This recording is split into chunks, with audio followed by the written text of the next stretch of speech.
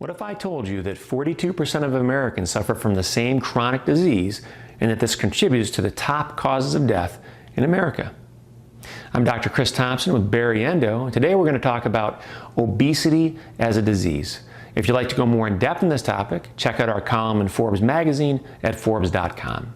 So obesity is in fact a disease, and it's been designated as such by both the World Health Organization as well as the American Medical Association. They've also categorized it as a global epidemic or a pandemic. So why is it that only 4% of Americans seek medical attention for this? Well, people are much more likely to seek help for type 2 diabetes, hypertension, and high cholesterol. However, those are in many ways secondary to obesity.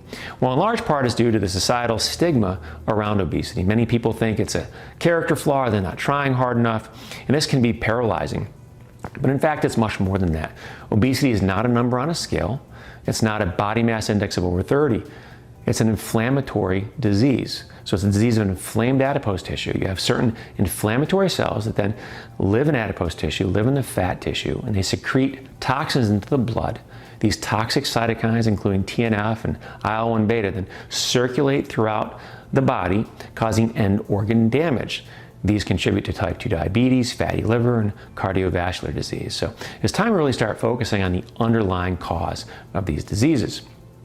And fortunately, we're starting to learn more about obesity, right? So just like the body thinks it's supposed to be a certain temperature, and then you get sick and your temperature increases, you get a fever, and then when you get healthy, it goes back to normal.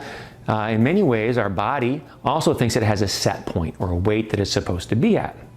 And you'll go on vacation or over the holidays, put on some weight, and then your weight is supposed to go back to normal. However, some people, this doesn't happen. That set point starts drifting up. And there are many theories as to why this is happening. There are genetic underpinnings to it, so some people are more susceptible than others to that.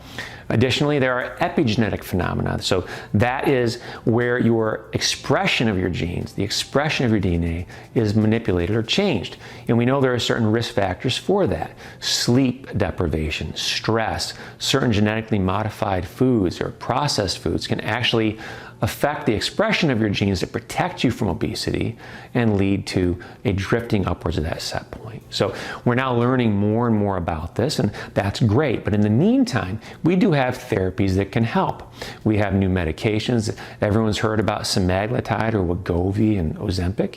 There are also surgical procedures that can help, and newer procedures that are non-surgical in nature, such as intragastric balloons and ESG stomach tightening. So in future podcasts, we're going to focus on those treatment options, and we look forward to seeing you then, so stay tuned.